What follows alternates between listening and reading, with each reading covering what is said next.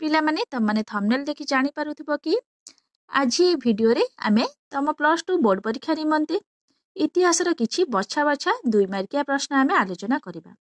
तो पिला माने तमनंग मन रे गोटे प्रश्न आसुथबो कि परीक्षा आउ एते कम दिन रहिला आमे केमिति कोन प्रैक्टिस करिबो। लॉन्ग टाइप प्रश्न आमे प्रैक्टिस कले भलो हबो ना शॉर्ट टाइप प्रश्न आमे प्रैक्टिस कले भलो हबो। तो पिला माने तमनंकु गोटे कथा कहिबी शॉर्ट टाइप प्रश्न तमनंकु भलो परसेंट रखिबारे सहाय्य करिबो। लॉन्ग टाइप प्रश्न तम माने पढिले तम माने सेइथुरु ही शॉर्ट टाइप प्रश्न पाई परिबो। तो पिला माने सब प्रश्न तम मानक पई बहुत इंपोर्टेंट। तो पिला माने तम माने केबे भी प्रश्न को घोषिबा पई चेष्टा करिवो नाही। काहे कि ना तम माने घोषिले परीक्षा रे लेखिबा समय रे तम मानकर कोन हेबो ना अधारु मने पड़िबो नाही। तो तम मानकु से प्रश्न छाड़ी की आसीबा को पड़िबो हला। तो तम माने जेति की भी पढ़िबो प्रत्येक दिन अल्प हो पछे तम माने मने रखिबा पई चेष्टा करिवो। स्टेप बाय स्टेप पढ़िबो आउ स्टेप बाय स्टेप मने रखिया पई चेष्टा करिवो। काहे कि ना एमिति प्रैक्टिस कले तम माने परीक्षा रे सहज रे लेखि पारिबो। तो घोषिबा पई चेष्टा कले कोन हुए ना हमर अधारु मने पड़ेनी जहा फल रे हमकु बहुत प्रश्न छाड़ी की आसीबा को हुए। तो जानी जानी आमे एग्जाम रे बहुत खराब हुए। एमती नाही कि पिला माने एग्जाम हमर आ अल्प दिन रहिला हमकु बहुत समय पढ़िबार अछि हला बहुत क्वेश्चन प्रैक्टिस करिबार अछि। तो पिला माने एमिति कले कोन हुए ना बहुत सारा क्वेश्चन देखले कोन आमे माने बहुत कंफ्यूजन हेताउ एते सारा क्वेश्चन केते बेले आमे प्रैक्टिस करिवु हला। तो एमिति हेले कोन हुए ना किछि भी क्वेश्चन हमर मने रुहेनी जहा फल रे हमर बाकी समय भी बर्बाद हो जाइथाय। तो पिला माने जेति की भी टाइम अछि हमकु प्रत्येक दिन जेति की भी हमर मने रहिबो आमे जेति की प्रैक्टिस करि परिबा सेति की प्रैक्टिस करिबा हला। तो अधिक प्रश्न देखले कोन हुए ना हमकु बहुत डर लागे आउ पढ़िबा पई इच्छा हुए नाही। तो पिला माने आमे आउ समय नष्ट को न करी 2 मार्किया प्रश्न आमे आलोचना करिबा एवं सहज रे बुझिबा। फर्स्ट प्रश्न पिला माने तमनक पई देवी चंद्रगुप्तम रो रचयिता किए एवं एथिरे काहा विषय रे वर्णना करा जाय अछि। तो पिला माने एहार उत्तर तम माने कोन लिखिबो ना देवी चंद्रगुप्तम रो रचयिता विशाखा दत्त अटंती। एथिरे द्वितीय चंद्रगुप्तଙ୍କ विषय रे वर्णना करा जायछि। तो पिला माने एथिरु तमरा शॉर्ट टाइप प्रश्न भी पढ़ी पारे कोन ना देवी चंद्रगुप्तम रो रचयिता डैश अटंती। तो माने मने रखिबो देवी चंद्रगुप्तम रो रचयिता विशाखा दत्त अटंती। एथिरे काहा विषय रे वर्णना करा जायछि ना द्वितीय चंद्रगुप्तଙ୍କ विषय रे वर्णना करा जायछि हला।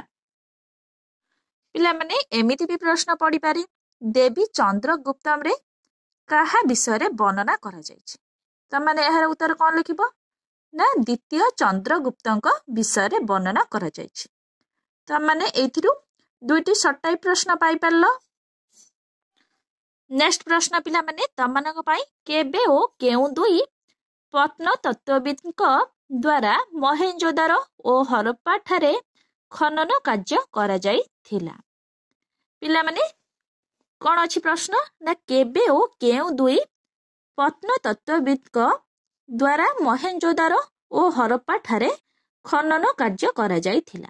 त माने एहार उत्तर कोन लिखिबो ना 1920 1921 ख्रीष्टाब्द रे प्रत्नतत्त्वविद दयाराम साहाणीଙ୍କ द्वारा हरप्पार खनन कार्य करा जायथिला एवं 1921 बा 1922 ख्रीष्टाब्द रे राखाल दास बानर्जीଙ୍କ द्वारा मोहेंजोदारोर खनन कार्य आरंभ होइथिला। पिला माने एमिति भी प्रश्न पढ़ी पारे डैश ख्रीष्टाब्द रे प्रत्नतत्त्वविद दयाराम साहाणीଙ୍କ द्वारा हरप्पार खनन कार्य करा जायथिला। तो माने उत्तर कोन लिखिबो ना 1920 बा 1921 ख्रीष्टाब्द रे प्रत्नतत्त्वविद दयाराम साहाणीଙ୍କ द्वारा हरप्पार खनन कार्य करा जायथिला। तो एमिति भी प्रश्न पढ़ी पारे कोन ना 1921 ख्रीष्टाब्द रे प्रत्नतत्त्वविद डैश को द्वारा हरप्पार खनन कार्य करा जायथिला। तो माने उत्तर कोन लिखिबो ना 1921 ख्रीष्टाब्द रे प्रत्नतत्त्वविद दयाराम साहाणीଙ୍କ द्वारा हरप्पार खनन कार्य करा जायथिला। तो पिला माने एथिरु तुम माने दुईटी प्रश्न पाई परलो। तो पिला माने एठी देखिबा कोन देछि ना 1921 बा 1922 ख्रीष्टाब्द रे राखल दास बानार्जी द्वारा महेंजोदारोर खनन कार्य आरंभ होइथिला। तो पिला माने एठी तुम माने दुईटी सर्ट टाइप प्रश्न पाई परिबो कोन ना एठी पढ़ी पारे तमरो कोन ना डैश ख्रीष्टाब्द रे राखल दास बानार्जी द्वारा महेंजोदारोर खनन कार्य आरंभ होइथिला। तुम माने ए दुईटी मसिया मने रखिबो काहेकि ना तमनकु कोन आउ कन्फ्यूज हेबाकू पड़िबो नाही। जदि 1921 मसिया देइथिबो तो तुम माने 1921 मसिया लिखि परिबो, जदि 1922 मसिया भी देइथिबो तुम माने 1922 मसिया भी लिखि परिबो। तो देइथिबो कोन ना डैश ख्रीष्टाब्द रे राखल दास बानार्जी द्वारा महेंजोदारो र खनन कार्य आरंभ होइथिला। तो माने कोन लिखिबो ना 1922 ख्रीष्टाब्द रे राखल दास बानार्जी द्वारा महेंजोदारो र खनन कार्य आरंभ होइथिला। तो पिला माने आउ गोटे सर्ट टाइप प्रश्न पढ़ी पारे कोन ना 1922 ख्रीष्टाब्द रे डैश को द्वारा महेंजोदारो र खनन कार्य आरंभ होइथिला। तो माने मने रखिबो कोन ना राखल दास बानार्जी द्वारा महेंजोदारो र खनन कार्य आरंभ होइथिला। तो माने एठू कोन ना चारोटी सर्ट टाइप प्रश्न पाई परिलो। तो माने एमिति भलो भाबरे पढ़िबो आउ एमिति भलो भाबरे मने रखिया पई चेष्टा करिबो। तेबे ताहले तमने सर्ट टाइप प्रश्न आसले करि परिबो, लॉन्ग टाइप प्रश्न भी पढ़िले तमने सहजरे करि परिबो। तो पिला माने नेक्स्ट प्रश्न देखिबा। नेक्स्ट प्रश्न पिला माने कोशल को केउ नदी दुई भागरे विभक्त करिथिला ओ सेई दुई भाग रो राजधानी मानकर नाम लेख। पिला माने एहार उत्तर तमने कोन लिखिबो ना सरजू नदी कोशल को दुई भागरे विभक्त करिथिला ओ सेई दुई भागर राजधानी रो नाम कोन थिला ना श्रावस्ती ओ कुशवती। पिला माने तमने मने रखिबो दुईटी राजधानी रो नाम कोन थिला ना श्रावस्ती एवं कुशवती। एमिति भी पिला माने प्रश्न पढ़ी पारे कोन ना केउ नदी कोशल को दुई भागरे विभक्त करिथिला। पिला माने तमने मने रखिबो कोन ना सरजू नदी हला कोन रखिबो ना सरजू नदी। परीक्षा रे कोन प्रश्न आस्तिबो ना डैश नदी कोशल को दुई भागरे विभक्त करिथिला। सरजू नदी कोशल को दुई भागरे विभक्त करिथिला ओ सेई दुई भागर राजधानी रो नाम कोन थिला गोटे हैला श्रावस्ती एवं कुशवती। पिला माने तमने मने रखिबो। नेक्स्ट प्रश्न पिला माने निर्वाण कोन। पिला माने एही प्रश्नटी तमनक पई बहुत इंपोर्टेंट अछि। सांसारिक दुखरु मुक्ति लाभ करिबार अन्य नाम थिला निर्वाण। कोन पिला माने ता सांसारिक दुखरु मुक्ति लाभ करिबार अन्य नाम थिला निर्वाण। एहार अर्थ हेउची दुख उत्पन्नकारी कारण गुड़िकर परिसमाप्ति घटाइबा सहित मनीष कामना शून्य हेबा उचित। मनीष कामना शून्य हेले निर्वाण लाभ करिथाए। पिला माने तमान अंकर एमिति भी प्रश्न पड़ी पारे कोन ना मनीष कामना शून्य हेले डैश लाभ करिथाए। तो माने यार उत्तर कोन लिखिबो ना निर्वाण लाभ करिथाए। पिला माने तमाने मने रखिबो तमानकर सर्ट टाइप प्रश्न पड़ी पारे कोन ना मनीष कामना शून्य हेले डैश लाभ करिथाए। तो माने कोन लिखिबो ना निर्वाण लाभ करिथाए। तो पिला माने एही प्रश्नटी तमाने मने रखिया पई चेष्टा करिवो काहेकि ना एटा बहुत इंपोर्टेंट अछि तमानक पई। निर्वाण कोन तमाने कोन लिखिबो ना सांसारिक दुखरु मुक्ति लाभ करिबार अन्य नाम थिला निर्वाण। एहार अर्थ हेउची कोन ना दुख उत्पन्नकारी कारण गुड़िकर परिसमाप्ति घटाइबा सहित मनीष कामना शून्य हेबा उचित। मनीष कामना शून्य हेले निर्वाण लाभ करिथाए। पिला माने तमाने भाबुथुबो कि एते सारा प्रश्न आमे केमिति मने रखिबो। तो इतिहास पिला माने आमानकु मने रखिबा पई टिके कष्ट हुए काहेकि ना एतिरे बहुत कष्टिया ना थाए हला। तो पिला माने तमानकर जदि थरकरे मने न रहउची तमाने दुई थर पढ़िबा पई चेष्टा कर, तीन थर पढ़िबा पई चेष्टा कर, तमाने पढ़िबा पई चेष्टा कर हला। एमती नुहे कि हमर इतिहास हो नै आमे पढ़िबु नाही। एमती कले कोन हुए ना हमर रिजल्ट बहुत खराब हुए। तो पिला माने नेक्स्ट प्रश्न देखिबा। तो पिला माने नेक्स्ट प्रश्न अछि तमानक पई भेरी घोष ओ धर्म घोष कोन। तो माने यार उत्तर कोन लिखिबो पिला माने एही प्रश्न भी तुम मानक पई बहुत इंपोर्टेंट अछि। भेरी घोष कहिले युद्धवाद को बुझाई थाए ओ धर्म घोष कहिले धर्मवाद्य को बुझाई थाए। तो पिला माने तमानंकर एटू कौन ना दुईटी सर्ट टाइप प्रश्न बाहरिबो कौन ना भेरी घोष कहिले डैश को बुझाई थाए धर्म घोष कहिले डैश को बुझाई थाए। तो माने मने रखिबो कौन ना भेरी घोष कहिले युद्धवाद को बुझाई थाए धर्म घोष कहिले धर्मवाद्य को बुझाई थाए हैला। तो सम्राट अशोकंक कलिंग युद्ध परे युद्धवाद्य बा भेरी घोष स्थान रे बाजिला धर्म घोष बा धर्मवाद्य। तो पिला माने तमाने मने रखिबो एही प्रश्नटी मध्य तमानक पई बहुत इंपोर्टेंट अछि। भेरी घोष कौन ओ धर्म घोष कौन तमानकर परीक्षा रे मध्य पढ़ी पारे। भेरी घोष कहिले युद्धवाद को बुझाई थाए ओ धर्म घोष कहिले धर्मवाद्य को बुझाई थाए। सम्राट अशोकंक कलिंग युद्ध परे युद्धवाद्य बा भेरी घोष स्थान रे बाजिला धर्म घोष बा धर्मवाद्य। नेक्स्ट प्रश्न पिला माने गुप्त जुगरे पशु चिकित्सा क्षेत्र रे दुईटी पुस्तक ओ सेगुड़िकर लेखकंक नाम लेख। तो पिला माने एहार उत्तर कौन लिखिबो गुप्त जुगरे पशु चिकित्सा क्षेत्र रे दुईटी पुस्तक प्रकाशित होइतिला ताहा हेला हस्तायुर्वेद एवं अश्वशास्त्र। हस्तायुर्वेद पाळकप्य रचना करिथिला बेले शाळीहोत्र अश्वशास्त्र रचना करिथिले। तो पिला माने तमाने मने रखिबो दुईटी पुस्तकर ना गुप्त जुगरे पशु चिकित्सा क्षेत्र रे दुईटी पुस्तक प्रकाशित होइतिला सेई दुईटी पुस्तकर नाम कौन थिला ना गोटे हेला हस्तायुर्वेद आ गोटे हेला अश्वशास्त्र। एई दुईटी पुस्तक मने रखिबो हस्तायुर्वेद पुस्तक किए रचना करथिले तो मानकर एमिति भी प्रश्न पड़ी पारे हस्तायुर्वेद डैश रचना करथिले बा हस्तायुर्वेद पुस्तक डैश रचना करथिले तो माने कौन लिखिबो ना पाळकप्य रचना करथिले। आ गोटे प्रश्न कौन पड़िबो ना शाळीहोत्र पुस्तक डैश रचना करथिले तो माने कौन लिखिबो ना शाळीहोत्र पुस्तक अश्वशास्त्र रचना करथिले। पिला माने त माने एई दुईटी पुस्तकर नाम मने रखिबो एवं एई दुईटी पुस्तक को किए रचना करथिले तांको नाम मध्य त माने मने रखिबो। तो पिला माने एई भली भाबरे त माने प्रैक्टिस करिबो जा फल रे त माने लॉन्ग टाइप प्रश्न पढ़ले भी सहजरे लिखि पारिबो शॉर्ट टाइप प्रश्न पढ़ले भी त माने सहजरे लिखि पारिबो।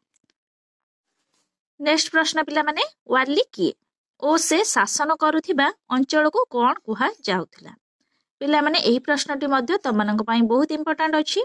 वाली किए त माने यार उत्तर कोन लिखिबो ना सुल्तानी साम्राज्य रे प्रत्येक प्रदेश रे जणे लेखाए गवर्नर नियुक्ति पाइथिले सेमानकु वाली कुहा जाउथिला।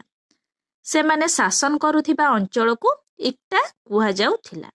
पिला माने एठी भी तमर गोटे शॉर्ट टाइप प्रश्न पड़ी पारे कोन ना वाली शासन करुथिबा अंचल को डैश कुहा जाउथिला तो माने कौन लिखिबो ना इक्टा कुहा जाउथिला। तो पिला माने नेक्स्ट प्रश्न देखिबा केउ मोगल राजकुमारी मानंकु मनसबदार तुल्य मान्यता दिया जाइथिला। तो पिला माने एहार उत्तर कौन लिखिबो जेउ मोगल राजकुमारी मानंकु मानसबदार तुल्य मान्यता दिया जाइथिला से माने हेले जहानारा बेगम एवं रोशनारा बेगम। कौन पिला माने त माने उत्तर लिखिबो ना जेउ मोगल राजकुमारी मानंकु मानसबदार तुल्य मान्यता दिया जाइथिला से माने हेले जहानारा बेगम एवं रोशनारा बेगम। नेक्स्ट प्रश्न पिला माने दरघा कौन पिला माने एही प्रश्नटी मध्य तमनक पई बहुत इंपोर्टेंट अछि। दरघा कौन ना सूफी संत मानकर समाधि स्थल को दरघा कुहा जाय। पिला माने एमिति भी प्रश्न पड़ी पारे दरघा काहा को कुहा जाय तो माने यार उत्तर कौन लिखिबो ना सूफी संत मानकर समाधि स्थल को दरघा कुहा जाय।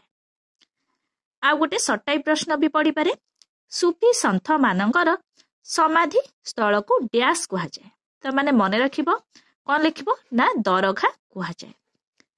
तीर्थ यात्रा बा जियारात रे सूफी संत मानकर समाधि स्थल को आसिबा मुस्लिम जगत रे व्यापक थिला। पिलामाने एभଳି भाबरे तमाने प्रैक्टिस करिवो भलो भाबरे मन रखिवो। इतिहास रे कोन होय ना बहुत सारा मसिया थाए आउ बहुत सारा कष्टिया शब्द थाए। सेथि पई पिलामाने इतिहास रे कोन हमकु मन रखिया पई बहुत कष्ट हुए ना। पिलामाने आमे कोन करिबा ना कोन एमएल जदी हमर थरकर हे जाउची आमे थरे पढिया पई चेष्टा करिबा। इतिहास जदी हमर न होची आमे 2 रु 3 थर पढिबा पई चेष्टा करिबा। एम्ति नहे कि हमर इतिहास हो नाही आमे जमा पढिबो नाही। तो पिला माने एमिति भूल जमा भी करिबो नाही। तो नेक्स्ट प्रश्न देखिबा। नेक्स्ट प्रश्न पिला माने तमनक पई भारतरु वित्त निष्कासन उपरे लिखित 2टी पुस्तक ओ सेगुडीकर लेखक मानकर नाम लेख। पिला माने एहार उत्तर कोन लिखिबो ना भारतरु वित्त निष्कासन उपरे लिखित 2टी पुस्तक हैला भारत रे दारिद्र्य ओ अण इंग्रेजी शासन एवं the economic history of India.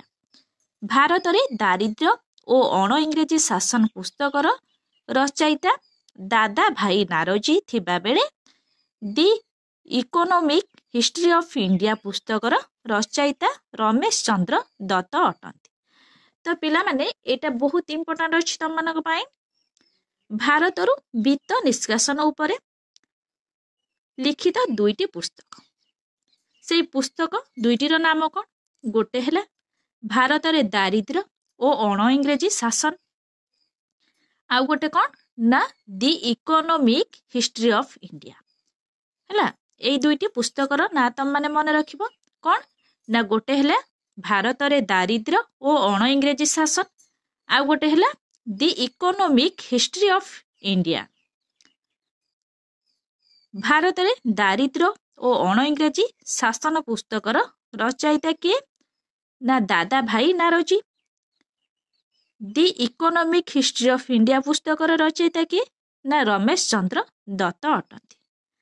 पिला माने एमिति भी प्रश्न पड़ी पारे शॉर्ट टाइप प्रश्न कोन ना भारत रे दारिद्र्य ओ अण इंग्रेजी शासन पुस्तकर रचयिता डैश अटंती। तो माने कोन लिखिबो ना दादा भाई नारोजी। आ गोटे शॉर्ट टाइप प्रश्न पड़ी पारे कोन ना दि इकोनॉमिक हिस्ट्री ऑफ इंडिया पुस्तकर रचयिता डैश अटंती। तो माने कोन लिखिबो रमेश चंद्र दत्त अटंती। पिला माने एथिरु तमनकु 3टी शॉर्ट टाइप प्रश्न मिल गला। तो माने मन रखिबो। तो पिला माने तम माने ए प्रश्न को देखि बहुत डरी जाउथबो एते बड़ प्रश्न अछि आमे किपरि मन रखिबो। तो पिला माने मु गोटे कथा कहबा पई चाहिबी त माने प्रथमे प्रश्न को भलो भाबरे बुझिबा पई चेष्टा करिवो तापरे तार उत्तर को मध्य भलो भाबरे बुझिबा पई चेष्टा करिवो। तो पिला माने त माने बुझिले कोन हेबो ना जेते बड़ प्रश्न हेउ ना काहे कि तार उत्तर लिखिबा पई सहज हेबो ना। पिला माने नेक्स्ट क्वेश्चन कटक रो केउठारे गांधी 1921 मसीह रे 2टी सभारे उद्बोधन देइथिले। एहार उत्तर कोन लिखिबो त माने 1921 मसीह रे कटक रो विनोद बिहारी एवं काठजोड़ी नदी सज्जारे होइथिबा 2टी सभारे महात्मा गांधी उद्बोधन देइथिले। पिला माने ए प्रश्नटी मध्ये तमनक पई इंपोर्टेंट अछि। तमरा शॉर्ट टाइप प्रश्न पड़ी पारे डैश मसीह रे कटक रो विनोद बिहारी एवं काठजोड़ी नदी सज्जारे होइथिबा 2टी सभारे महात्मा गांधी उद्बोधन देइथिले। पिला माने यार मसीहाटा मन रखिबो 1921 मसीह रे 1921 मसीह रे कटक रो विनोद बिहारी एवं काठजोड़ी नदी सज्जारे होइथिबा 2टी सभारे महात्मा गांधी उद्बोधन देइथिले। नेक्स्ट प्रश्न देखिबा पिला माने। नेक्स्ट प्रश्न केबे ओ केउठारे अखिल भारत कांग्रेस कमिटी भारत छाड़ प्रस्ताव गृहीत करिथिला ओ किए सही अधिवेशन रे अध्यक्षता करिथिले। पिला माने प्रश्न कोन अछि केबे ओ केउठारे अखिल भारत कांग्रेस कमिटी भारत छाड़ प्रस्ताव गृहीत करिथिला ओ किए सही अधिवेशन रे अध्यक्षता करिथिले। यार उत्तर कोन लिखिबो पिला माने ना अगस्त 8 तारिख 1942 मसीह रे बॉम्बे ठारे अखिल भारत कांग्रेस कमिटी भारत छाड़ प्रस्ताव गृहीत करिथिला। ମୌଲାନା ଅବୁଲ କାଲାମ ଆଜାଦ ସେହି ଅଧିବେଶନରେ ଅଧ୍ୟକ୍ଷତା କରିଥିଲେ। ପିଲାମାନେ ତମାନେ ଏଠି ମନେ ରଖିବ ଗୋଟେ ମସିହାରେ ତମର ଦୁଇଟି ପ୍ରଶ୍ନ ପଡ଼ିପାରେ କ'ଣ ନା ଡ୍ୟାସ୍ ମସିହାରେ ଭାରତ ଛାଡ଼ ପ୍ରସ୍ତାବ ଗୃହୀତ ହୋଇଥିଲା। ଆଉ ଗୋଟେ ପ୍ରଶ୍ନ ପଡ଼ିପାରେ ଡ୍ୟାସ୍ ମସିହାରେ ଅଖିଳ ଭାରତ କଂଗ୍ରେସ ଗୃହୀତ ହୋଇଥିଲା ବା ଅଖିଳ ଭାରତ କଂଗ୍ରେସ କମିଟି ପ୍ରସ୍ତାବ ଗୃହୀତ ହୋଇଥିଲା। ତମାନେ ମନେ ରଖିବ ଦୁଇଟି ଯାକ ଗୋଟେ ମସିହା ହିଁ ହବ। କ'ଣ ଲେଖିବ ଏହାର ଉତ୍ତର ନା 1942 ମସିହାରେ ଅଖିଳ ଭାରତ କଂଗ୍ରେସ କମିଟି ପ୍ରସ୍ତାବ ଗୃହୀତ ହୋଇଥିଲା। 1942 ମସିହାରେ ଭାରତ ଛାଡ଼ ପ୍ରସ୍ତାବ ଗୃହୀତ ହୋଇଥିଲା। ହେଲା ପିଲାମାନେ ତମାନେ ମନେ ରଖିବ। ପିଲାମାନେ ନେକ୍ସଟ ପ୍ରଶ୍ନ କେଉଁଠାରୁ ଓଡ଼ିଆରେ ପ୍ରଥମ ସାପ୍ତାହିକ ସମ୍ବାଦପତ୍ର ପ୍ରକାଶିତ ହୋଇଥିଲା? ଏହାର ନାମ କ'ଣ ଥିଲା? ଏଇଟା ପିଲାମାନେ ବହୁତ ଇମ୍ପୋର୍ଟାଣ୍ଟ କ୍ୱେଶ୍ଚନ୍ ଅଛି। ଏହାର ଉତ୍ତର ତମାନେ କ'ଣ ଲେଖିବ? ଓଡ଼ିଆରେ ପ୍ରଥମ ସାପ୍ତାହିକ ସମ୍ବାଦପତ୍ର କଟକ ଠାରୁ ପ୍ରକାଶିତ ହୋଇଥିଲା। ଏହାର ନାମ କ'ଣ ଥିଲା ନା ଉତ୍କଳ ଦୀପିକା ଥିଲା। ତ ପିଲାମାନେ ଏହି ପ୍ରଶ୍ନରୁ ଆମେ ଦୁଇଟି ସର୍ଟ ଟାଇପ୍ ପ୍ରଶ୍ନ ପାଇପାରିବା। କ'ଣ ନା ଓଡ଼ିଆରେ ପ୍ରଥମ ସାପ୍ତାହିକ ସମ୍ବାଦପତ୍ର ଡ୍ୟାସ୍ ଠାରୁ ପ୍ରକାଶିତ ହୋଇଥିଲା। ତମାନେ ମନେ ରଖିବ କ'ଣ ଲେଖିବ ନା କଟକ ଠାରୁ ପ୍ରକାଶିତ ହୋଇଥିଲା। ଏହାର ନାମ କ'ଣ ଥିଲା ପିଲାମାନେ? ଏମିତି ବି ପ୍ରଶ୍ନ ପଡ଼ିପାରେ କ'ଣ ନା ଓଡ଼ିଆରେ ପ୍ରକାଶିତ ପ୍ରଥମ ସାପ୍ତାହିକ ସମ୍ବାଦପତ୍ରର ନାମ ଡ୍ୟାସ୍। ପିଲାମାନେ ପ୍ରଥମ ସାପ୍ତାହିକ ସମ୍ବାଦପତ୍ରର ନାମ ଡ୍ୟାସ୍। ତମାନେ କ'ଣ ଲେଖିବ ନା ଉତ୍କଳ ଦୀପିକା। ଉତ୍କଳ ଦୀପିକା ହେଉଛି ପ୍ରଥମ ସାପ୍ତାହିକ ସମ୍ବାଦପତ୍ର। ପିଲାମାନେ ତମାନେ ଏଥିରୁ ଦୁଇଟି ସର୍ଟ ଟାଇପ୍ ପ୍ରଶ୍ନ ପାଇପାରିଲ। ତ ନେକ୍ସଟ ପ୍ରଶ୍ନ ଦେଖିବା। ପିଲାମାନେ ଭାରତର ସମ୍ବିଧାନ ପ୍ରଣୟନ ସଭାର ଏକମାତ୍ର ଓଡ଼ିଆ ମହିଳା ସଦସ୍ୟା କିଏ ଥିଲେ ଓ କିଏ ତାଙ୍କର ସ୍ୱାମୀ ଥିଲେ? ପିଲାମାନେ ଏହାର ଉତ୍ତର ତମାନେ କ'ଣ ଲେଖିବ?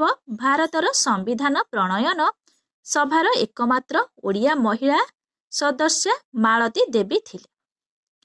ଶ୍ରୀକୃଷ୍ଣ ନବକୃଷ୍ଣ ଚୌଧୁରୀ ତାଙ୍କର ସ୍ୱାମୀ ଥିଲେ।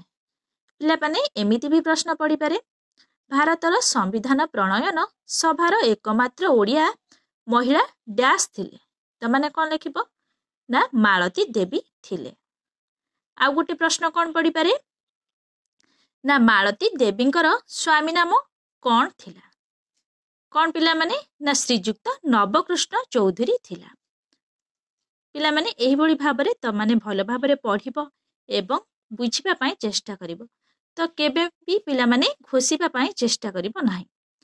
ତ ପିଲାମାନେ ନେକ୍ସଟ ଭିଡ଼ିଓରେ ଆମେ 7 ମାର୍କିଆ ପ୍ରଶ୍ନ ଆଲୋଚନା କରିବା। ତମାନଙ୍କୁ ଯଦି ଏହି ଭିଡ଼ିଓଟି ଭଲ ଲାଗିଥାଏ ତାହେଲେ ଲାଇକ୍ ସେୟାର ସବସ୍କ୍ରାଇବ୍ କରିବାକୁ ଜମା ବି ଭୁଲିବନି। Thank you.